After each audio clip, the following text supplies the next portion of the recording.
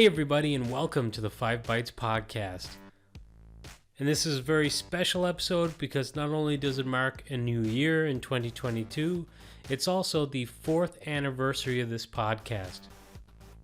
So usually on the anniversary show, and also for the New Year show, I'll do a mix of just a few of the most recent news stories, and then also go through some of like the best of for our scripts, tricks, and tips from the last year. This year I'm going to do a little bit different, just because of the way that the holidays were falling this year, and the sheer amount of excellent scripts, tricks, and tips that I've covered this year. I'm instead going to cover some of my news highlights, what I felt were the biggest news stories of the year that I've covered on the show, and also some of the great scripts, tricks, and tips. And of course, none of this would be possible without my excellent sponsors, and that includes ControlUp, Liquidware, and Policy Pack Software. If you enjoy the show each week, you have these awesome sponsors to thank. Now let's get started. Same as it ever was, same as it ever was. 2021 was another year of big InfoSec related news, with the most disruptive being the Solarwinds hack, which actually took place in 2019 and broke as a news story in December 2020. And it went on with more details getting disclosed throughout 2021. If you did not hear those episodes of the podcast where I covered the story, just to catch up to speed, it was a supply chain breach. The hackers tapped into the development procedures and processes for the product to implement their malicious code, and it went undetected for some time. Over 18,000 customers were potentially compromised in the attack, including Microsoft.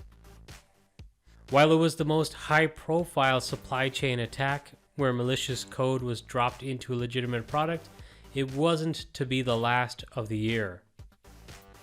A popular library, the UA-parser-JS library, which is used to parse a browser's user agent to identify a visitor's browser, engine, OS, CPU, and device type and model, was hijacked to infect Linux and Windows devices with crypto miners and password-stealing Trojans in a supply chain attack. A developer claimed his NPM account was hijacked and used to deploy 3 malicious versions of the library.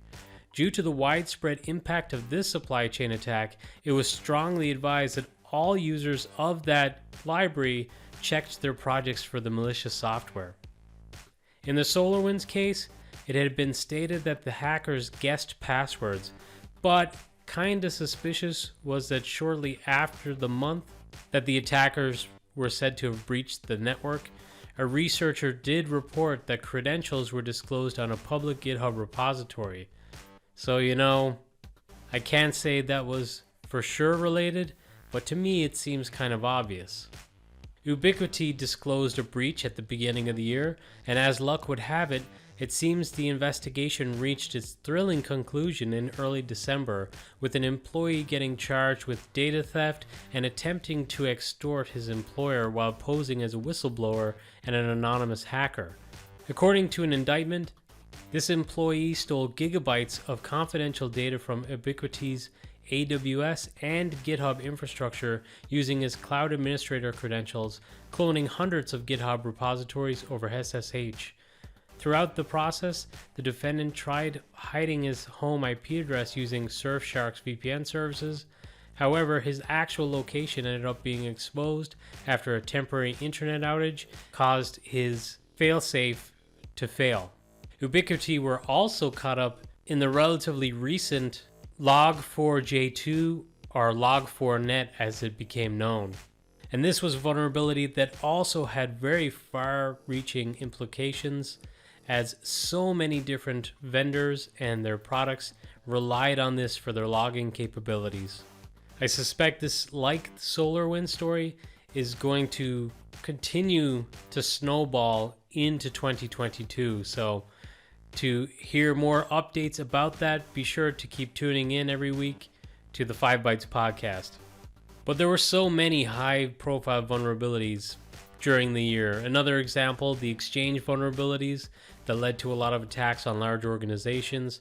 There were also so many high-profile companies who got hit with attacks, such as IKEA, Panasonic, Manchester United Football Club, the HSE in Ireland, and many more.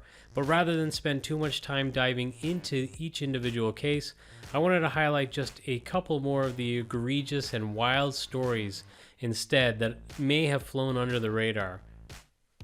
They wouldn't have impacted your day-to-day in enterprise IT, but do provide some lessons learned about the threat of bad apples with too much access and not properly restricting access after employees leave.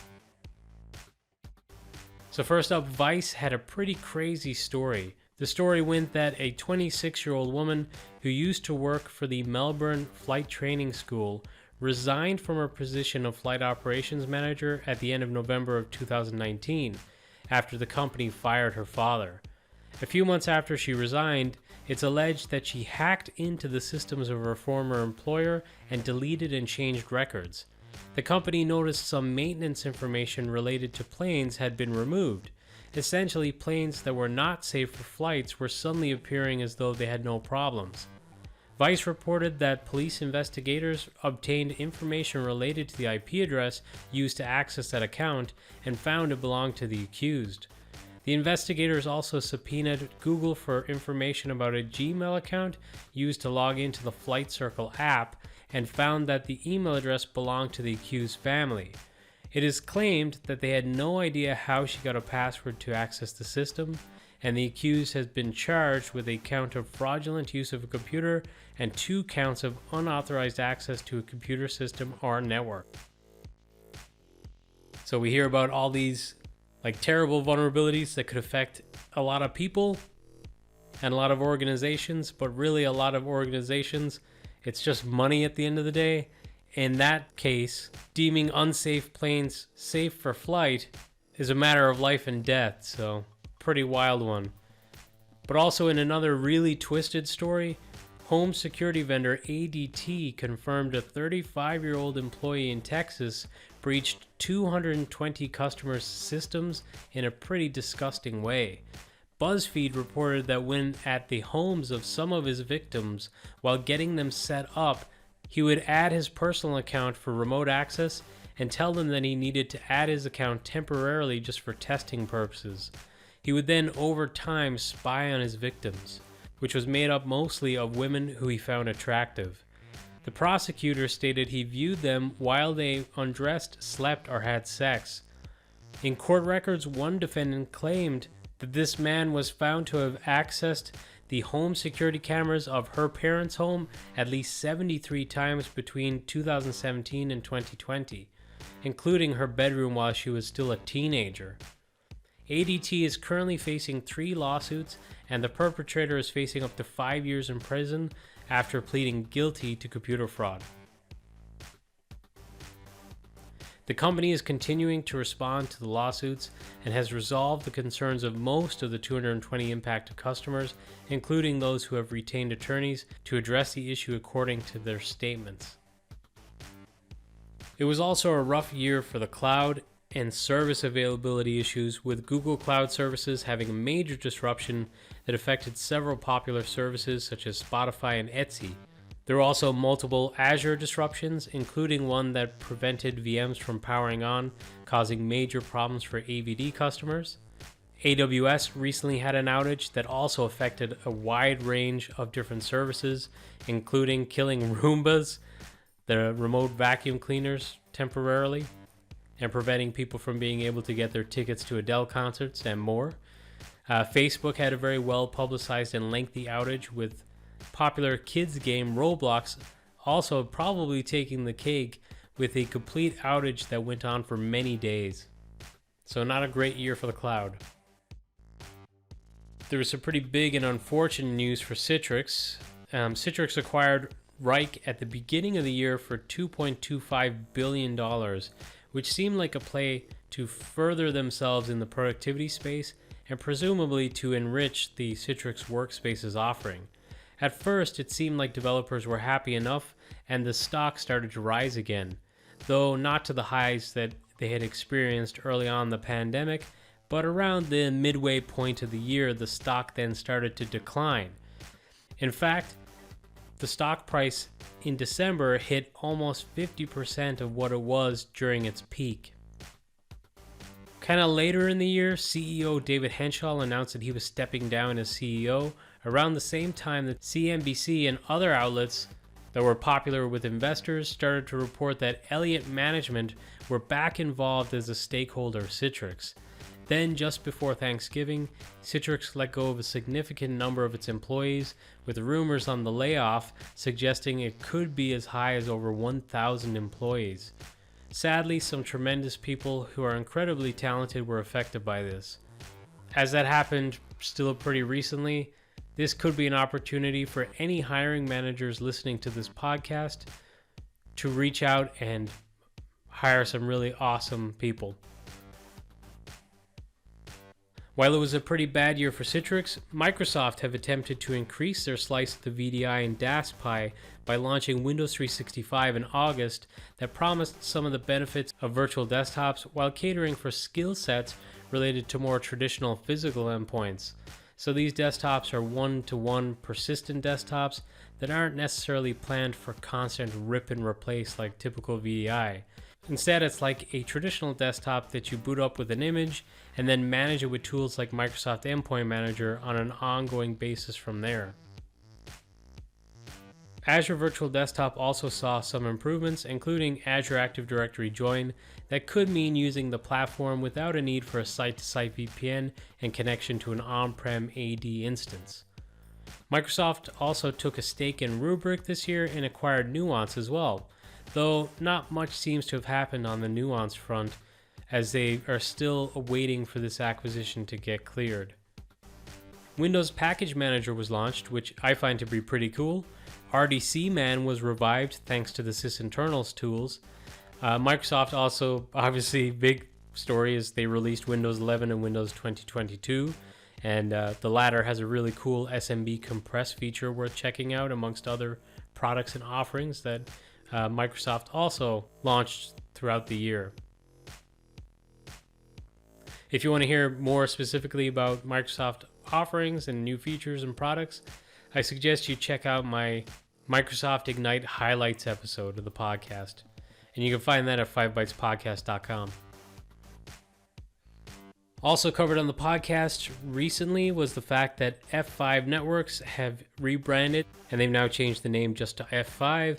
And they said that this is to reflect the fact that they're expanding their focus on delivering and securing applications. So they previously bought ThreatStack for $68 million, and they also acquired Nginx. So it kind of makes sense that they're not just going to be purely network focused in future. So they're going to be expanding their offering, thus dropping networks from the name. It was a pretty big year for IGEL, who were acquired by an investment firm named TA Associates, which was interesting as ExtraHop was also acquired by a private equity firm. It seems there may be an increased appetite for investment firms in the tech space. IGEL also announced a pretty major new partnership with HP, which sounds like it's actually going to be great for both, because I think HP have been losing some market share in the thin client space, and to breathe new life into them, hey, why not run IGEL's operating system on there? It's probably best in class anyway. In some major news from my sponsors, PolicyPak was acquired by Netrix, which is awesome. Liquidware launched their FlexApp 1 product that gives you portable application layering and continues to be the most feature-rich of all layering products. ControlUp launched several new products, including Remote DX, Edge DX, and Solve, expanding to physical endpoint management and monitoring, even when remote, and they announced a significant $100 million of Series D funding. And 2021 saw VMware finally spun off again from Dell, which was initially reported well over a year ago, and I did a pretty lengthy episode on VMworld announcements last year, and while it was a year with more EUC sessions at VMworld than I can ever remember them having before, the main focus seemed to be on embracing hybrid management for cloud resources and on-prem through vSphere, and embracing containers and container management more too. And finally, on the news recap side of the house, I kid you not, but one of the most long-running stories of the year was that Microsoft broke printing in Windows 10 back in March, and through a series of fixes and then further breakages, if breakage is a word? Well, let's pretend it is. But basically they fixed a problem, broke printing, tried to fix it again, broke printing, tried to fix it again, broke printing. Anyways, the problems occurred beginning in March all the way through October. It was crazy. And with that, let's go through some of the great scripts, tricks, and tips of the year. Several weeks ago, I gave the advice to follow Dennis Gundarev and Steve Seifus on Twitter. This is because Dennis has been tweeting some really excellent threads on things like remoting protocols and Windows sessions and going very deep on each topic. Steve has shared threads on Windows logins, multi-factor authentication, Kerberos authentication, and more. It is a unique and rare opportunity to learn about all the moving parts that work behind the scenes within the remoting protocols and more, so definitely check those out.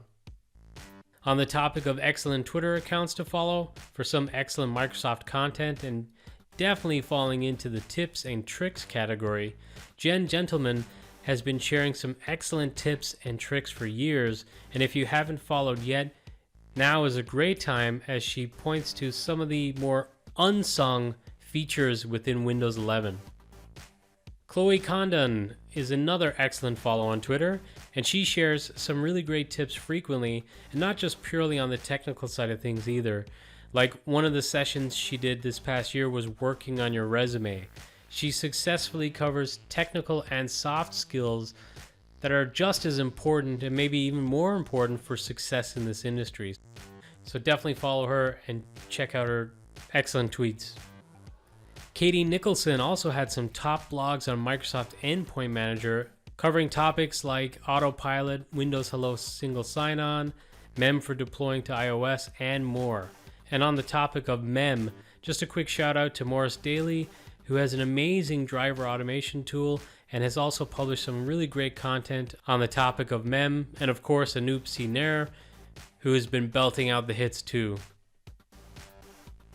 The awesome Niall Brady created and shared a utility for safely and securely retiring a PC, which is something we all do in enterprise IT and even for our own personal machines, which of course our own personal machines, because perhaps the PC in the name is a giveaway.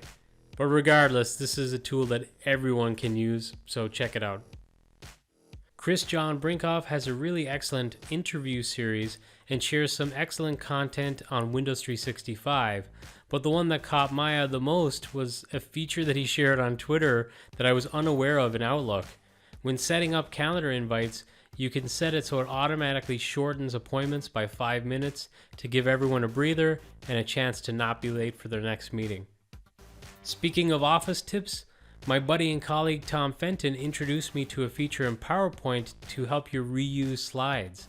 So there's a search feature within PowerPoint that shows you previous slides that you worked on, and you can quickly and simply inject them in to reuse in a new deck.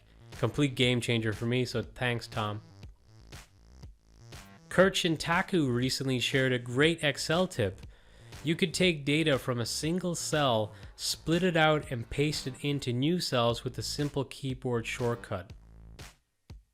And another Office-related one, Rob Woodgate has a how-to guide for adding a Microsoft Teams chat link to your email signature.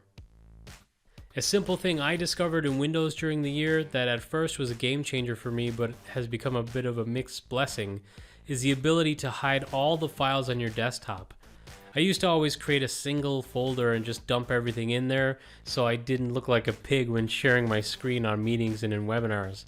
With this option, I could just permanently hide everything and use Explorer when I need to access my files on the desktop. Unfortunately, it has led me to just dumping everything there, which is probably not any better. This next one was covered on an episode early in the year, but my buddy Andrew Morgan created a free, cool utility called WallMesh, our Wake on LAN mesh. It provides a web portal and REST API to allow admins to view power status of remote machines and power them on via other machines on the same subnet, should they need to. Wall mesh can also be configured to keep devices online during certain times.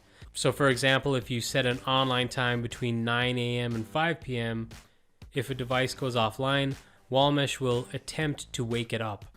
Further, if devices are offline and the online time begins at say 9 a.m., wall mesh will attempt to wake all the devices and keep them awake. Also not new, but covered on the podcast this year, was a great step-by-step guide on MSIX App Attach by Jeremy Moskowitz, who also has a really excellent step-by-step guide for AVD setup too. What I like best about his MSIX App Attach guide is the tip for getting a bunch of prepackaged MSIX apps to test with. A real time saver. Something I often use is viewdns.info, which is a site that allows you to look up any site for many different types of reports, like site owner info, IP location finder, reverse IP lookup, and more. Jason Fosine has an old blog and resources from 10 years ago, but it still has great value. It's a guide on PowerShell for blocking IP addresses and country network ranges. So if you want to block that kind of stuff with a script, this is really awesome.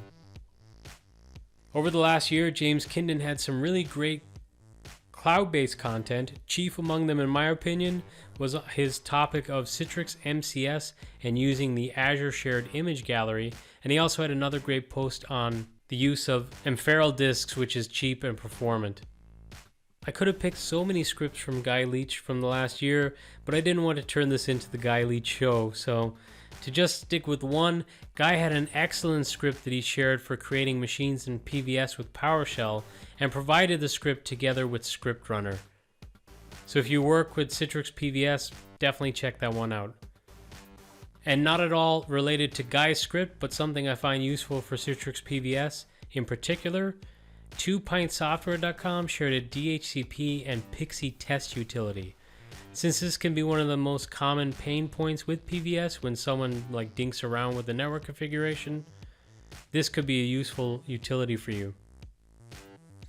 A big win for all of us in the community this year is the Evergreen PowerShell module by Aaron Parker, the Nevergreen module by Dan Goff, and the Evergreen script by Manuel Winkel. They pretty much cover everything you could want for automated Evergreen app downloads to complement your deployment and packaging needs.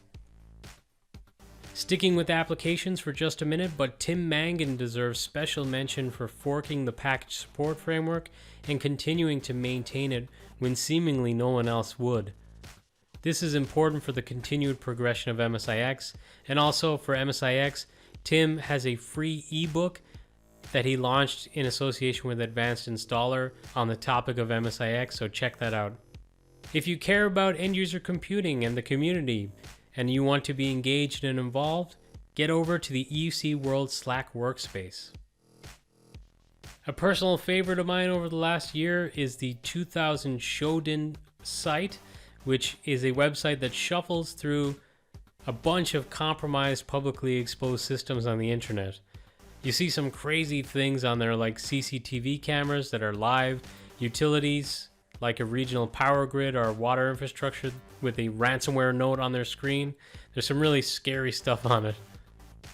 This year, Carl Webster had a really lengthy blog series that turned into an ebook where he shared some of the build information on his home lab.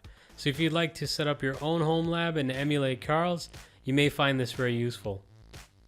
Daniel Card shared resources for completing your own Active Directory audit to make sure your environment is as secure as possible. Johan van Amersfoort put out an awesome book a few years ago, and this year has made it available online to all for free. This, of course, is the awesome free VDI design guide. This year, I saw a really awesome free resource online called Cloud Comparer. You can, as you may have guessed from the name, compare different cloud platforms. And by the way, if it is side-by-side, feature-by-feature comparisons you're after, also check out whatmatrix.com for a lot more great comparisons. Patik Singh shared a really awesome guide for creating automated infrastructure diagrams for Azure. And while it was a big year for AVD, if you haven't played with it yet and you're curious, I suggest you check out Jim Moyle's excellent video series as an introduction. James Rankin had many great blog posts through the year, and just to highlight a quick one, his multi-part series on optimizing your Windows login is really in-depth and excellent. Also, maybe for the less technical out there, be sure to check out his YouTube channel, as he has a really nifty top 10 keyboard shortcuts on Windows 10 that could appeal to pretty much everyone. And something I've relied on for quite a bit in the past is scheduled tasks. And this year, Xavier Plantaviv shared a great blog post on creating scheduled tasks on event using PowerShell. So I know this was a pretty long episode. It is not the normal format, but I hope you enjoyed it, and thank you so much for another year of excellent support. Without your support, and of course the support of the sponsors of the podcast, I would not be able to do this every week. Tune in next week when service resumes as usual. If you would like to check out anything that I mentioned on this week's episode of the podcast, you can go to 5bytespodcast.com and you'll find under reference links for episode 210. And Happy New Year, everyone.